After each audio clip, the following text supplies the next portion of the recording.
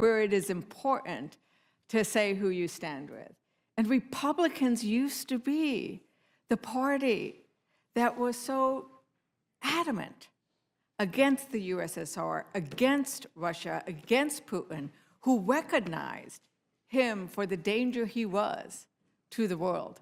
And it is really sad that we are not hearing more Republicans stand up for those ideals that they expressed. But tonight, we're on these rules, and tonight, we're watching Republicans protect home appliances rather than home health care. They're going to protect rubber tires rather than firefighters. They'll raise Americans' utility bills and health risks rather than raise concerns about Trump's tariffs or his love of Putin or the pardons of violent January 6th attackers. And tomorrow, Trump will impose tariffs on Canada and Mexico. And since we're talking about tires, let's look at the impact of those tariffs on cars and driving. Auto manufacturers have said they would pass the tariff costs on to consumers. Republicans have been quiet about how Trump's tariffs, wrecking ball, will increase inflation.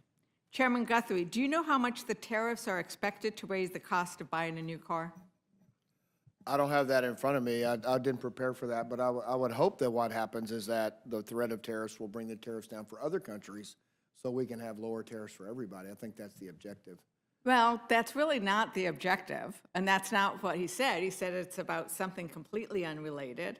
And what you're hearing from the auto industry, from the industry that you have sat before us today and said you're concerned about, is they are alarmed, they are against it, they are very worried, and the number that you don't have right before you, and I can understand why, is that it would raise the cost of buying a car $3,000 and $10,000 for a truck.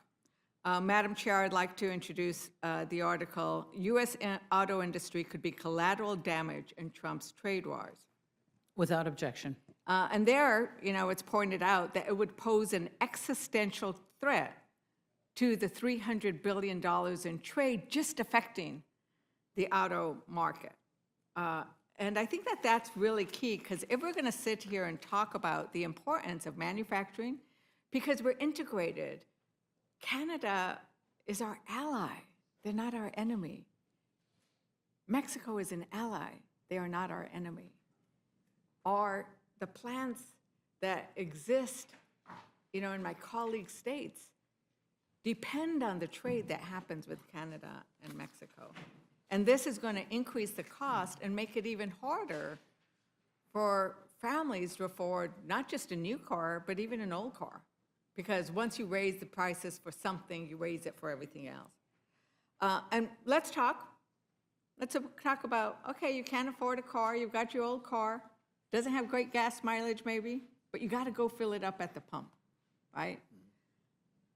So under President Biden, America set records for oil and gas production, but we still import Canadian oil because, it serves in the middle part of the country. It's useful. Some gas refineries use it. And this is what has been said about the Trump tariffs. And this is from the Cato Institute. I'm always introducing material from the Cato Institute because nobody can say that's, Democratic or liberal. That's a right-wing institute, but they're very honest about certain things. He said, on the tariffs, how the heck does that shake out? My guess is that shakes out just through higher gas prices, particularly in the Midwest. So, Chairman Guthrie, have you spoken out against the tariffs? You haven't, because you just told me you think it's going to lead to good. Is that right? Well, I just heard that President Trump has said, of course, this is something that he has the authority to do, that Congress has granted the authority to do. But I've heard him say, we're going to put tariffs on people that have tariffs on us. And I've heard him say that hopefully we could go, they won't tariff us and we won't tariff them. But I think but he does feel, and it kind of his whole being is, America's always been the one that's been taken advantage of, and he wants to equate that moving forward. So we're talking with some people in Europe just a couple of weeks ago during the presidential weekend, and they were talking about, well, they don't tariff us as much as the other. And then I brought up, well, your value-added tax. that adds about, can depend on the country, could add 26% to the price of an American product. And so what I hope that President Trump does is uses this process to get where we have all lower taxes on everybody with our allies, as you mentioned. They are allies, they are our friends, and hopefully they'll treat us the way that we'll treat them.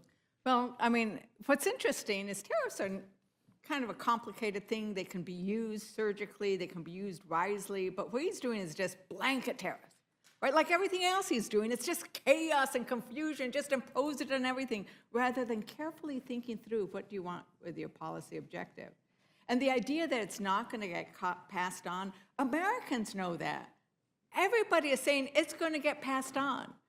Everybody knows it's going to be passed on. So for people who are saying it's not, I mean, that is just not the way tariffs work. They get passed on. But, I want to move to the issue of the utility costs. So, Ranking Member Pallone, efficiency standards help American households save money, right? And I've seen some numbers across the board about the different efficiency standards, because this is not the first time, we seem to have these home appliance bills.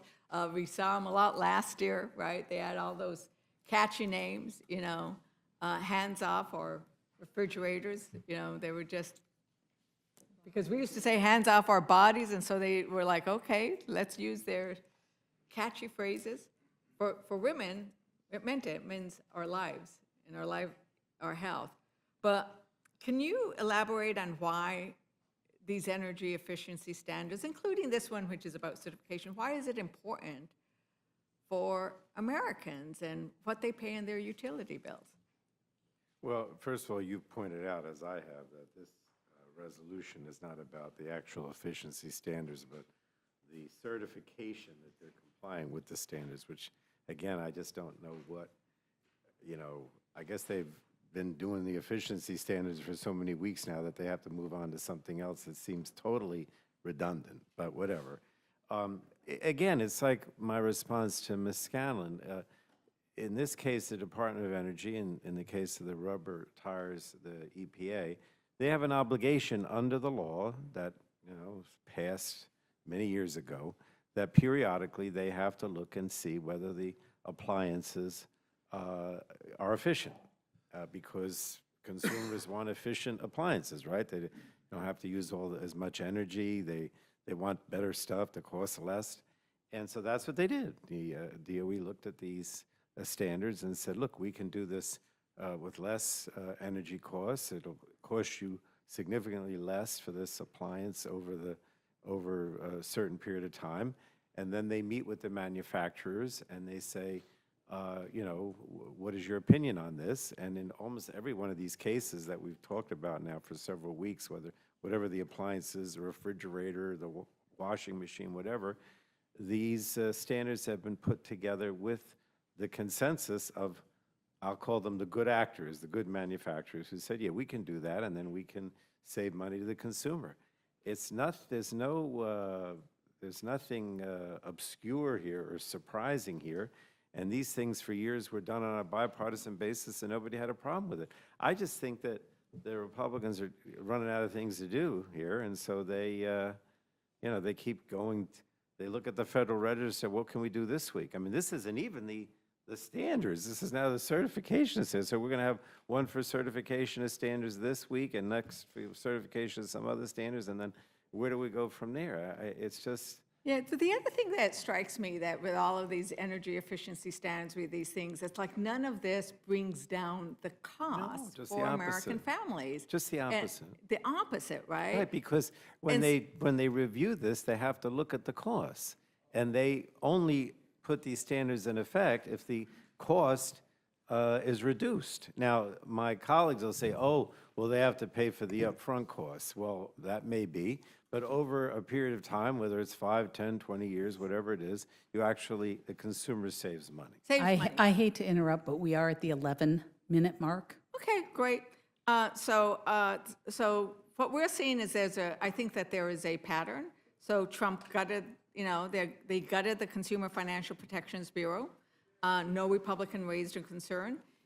There's talks about taking away the ability to negotiate with Big Pharma.